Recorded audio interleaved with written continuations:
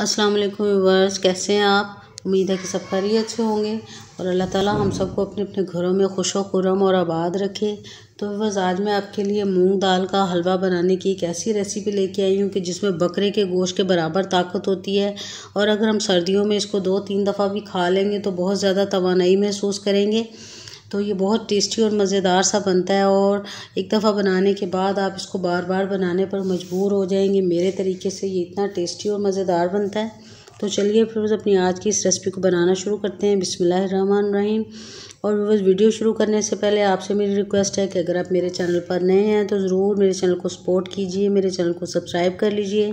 तो चलिए फिर बस शुरू करते हैं अपनी आज की रेसिपी। बिस्मिल्लाहिर्रहमानिर्रहीम। और इस हलवे को बनाने के लिए वो सबसे पहले जो खिचड़ी वाली दाल होती है धुली हुई, वो मैंने ली है और इसको अच्छी तरह से धोने के बाद 1 घंटे के लिए पानी में भिगो के रख दिया था ताकि अच्छी तरह से ये फूल जाए। तो फूलने के बाद इसकी क्वांटिटी थोड़ी डबल हो जाती है। तो सबसे पहले वो इसको मैं इस तरह से छान लूँगी। पहले से मैंने धो के भिगोया, अगर आप चाहें तो एक दफ़ा फिर से इसको धो सकते हैं।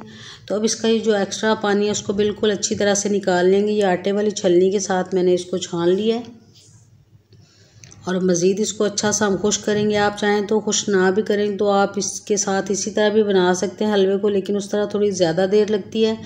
तो इसलिए सबसे पहले वो इसको मैं खुश कर रही हूँ इस तरह कपड़े के साथ, क्योंकि अच्छी तरह खुश्क होगी तो अच्छी तरह से ये ग्राइंड भी हो सकती है। तो इस तरह से अच्छी तरह से मसल के मैंने इसको खुश कर लिया है। तो अब इसको मैं मसाले वाली जो ग्राइंडर छोटी डिबिया होती है उसके अंदर इसको मैं ग्राइंड कर लूँगी। और अब आप ये देख रहे हैं कि इसको दाल को मैंने ग्राइंड कर लिया और थोड़ा सा इसको मोटा मोटा दाने के साथ हमने ग्राइंड किया और इतना ही रखना है, क्योंकि इसी दाने के साथ जब सूजी की बाइंडिंग होती है तो बड़ा अच्छा टेस्ट आता है इसका। तो अब बस दूसरी तरफ चूल्हे के ऊपर मैंने कढ़ाई रख ली है और उसके अंदर ये इतना 2 बड़े टेबलस्पून भर के मैंने देसी घी के डाले हैं और साथ ही 2 टेबलस्पून मैंने इसके अंदर सूजी ऐड कर लिया और इसको थोड़ा सा हम भूनेंगे, बहुत ज़्यादा नहीं भूनेंगे, करीबन 5 मिनट के लिए बस इसको मैंने भुना है। और अब इसके अंदर 3 सब्ज़ इलायचियाँ डाल रही हूँ और थोड़ा सा भुनने के बाद अब बस इसके अंदर ये जो मूंग दाल का हमने पेस्ट बना के रखा है वो इसके अंदर डाल लेंगे और इसको भी डालने के बाद बस हम हल्की आंच के ऊपर इसको बस चलाते चलाते अच्छा सा भून लेंगे। और इसको इतना हमने भुना है कि जिस तरह हम प्याज को गोल्डन सा कलर देते हैं तो इस तरह थोड़ा सा गोल्डन कलर आ जाए। और साथ में जो घी है एक दफ़ा पकने के बाद अभी ये डिज़ोल्व होगा, लेकिन एक दफ़ा फिर से ये जब घी ऊपर आ जाएगा तो हमने तब तक इसको भूनना है और चूल्हे की फ्लेम को हमने हल्का ही रखना है और चम्मच को रोकना नहीं है। मुसलसल चम्मच को हिलाते हिलाते इसको हम भून लेंगे।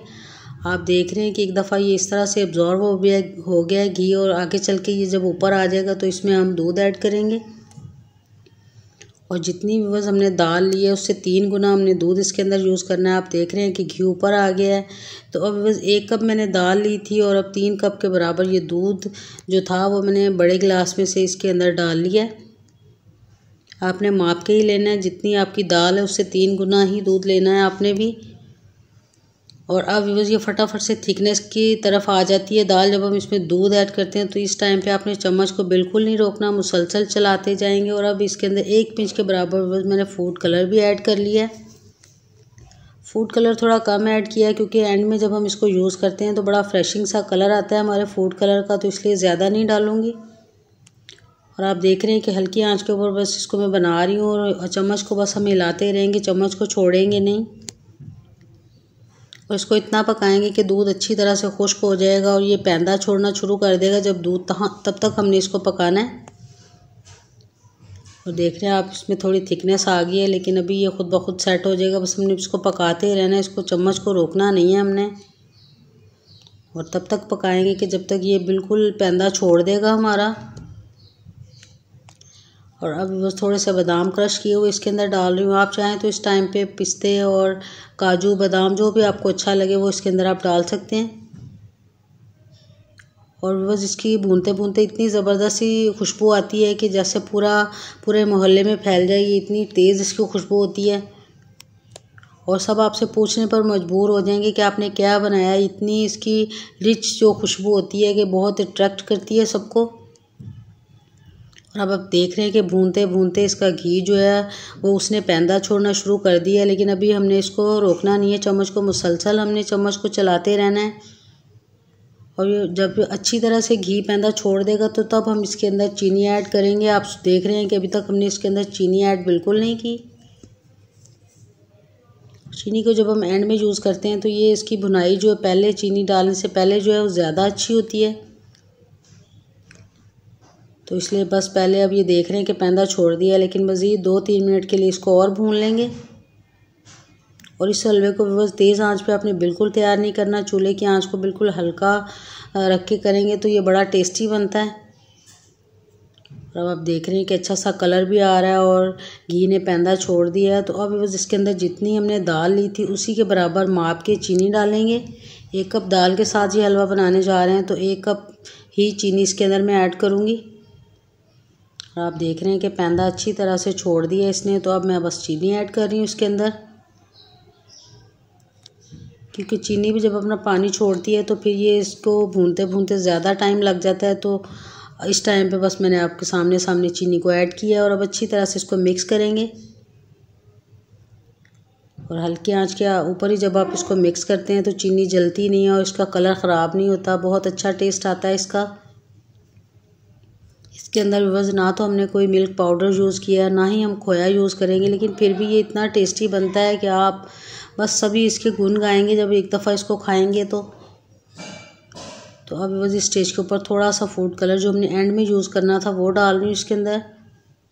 और उसको डालने के बाद अच्छा से इसको इस तरह से मिक्स कर लेंगे। और जब तक घी अच्छा सा पैंदा छोड़ देगा तो तब हमारा ये हलवा बिल्कुल रेडी हो जाएगा। अभी हम इसको फूड कलर को मिक्स करेंगे और मुसलसल चम्मच को हिलाते रहेंगे। फूड कलर डालने के बाद भी कम से कम इसको 15 मिनट के लिए मैंने हिला लिया। और आप देख रहे हैं कि पैंदा बिल्कुल छोड़ दिया घी ने। देसी घी यूज़ किया इसलिए मैंने थोड़ा कम यूज़ किया, अगर आप दूसरा यूज़ करेंगे तो वो बहुत ज़्यादा ऊपर आ जाता है। तो अभी बस हलवा हमारा तैयार हो गया। चूल्हे की फ्लेम को मैंने बंद कर दिया और इसको 3-4 मिनट के लिए दम भी लगा दिया है। दम लगाने से बस क्या होता है कि इसका जो घी होता है वो ऊपर आ जाता है, तो बड़ी अच्छी सी शाइन आती है हमारे हलवे के ऊपर। और अब मैं इसको डिश आउट कर रही हूँ। बहुत ज़बरदस्त कलर और टेस्ट उससे भी ज़्यादा अच्छा है। आप जब इसको एक दफ़ा बनाएंगे तो आप इस रेसिपी के फ़ैन हो जाएंगे। और ये ताकत के लिहाज से इतना ज़्यादा फ़ायदेमंद है कि अगर आप बड़े बूढ़े इसको खाएंगे तो बहुत ज़्यादा तवानाई महसूस करेंगे। सीज़नल है, सर्दियों में बहुत ज़्यादा पसंद किया जाता है, सभी बहुत शौक़ से खाते हैं। तो हलवे की इस रेसिपी को व्यूअर्स आप एक दफ़ा मेरे कहने पे ज़रूर ट्राई करिएगा, तो आपको भी बहुत पसंद आएगी। तो व्यूअर्स वीडियो अगर आपको अच्छी लगी है तो ज़रूर वीडियो को लाइक कर दीजिए। और अगर आप चैनल पर नए हैं तो ज़रूर मेरे चैनल को सब्सक्राइब कर लीजिए। और अपना ढेर सारा ख्याल रखिएगा व्यूअर्स, दुआओं में याद रखिएगा। तो फिर मिलेंगे व्यूअर्स नई वीडियो के साथ, तब तक के लिए अल्लाह हाफिज़।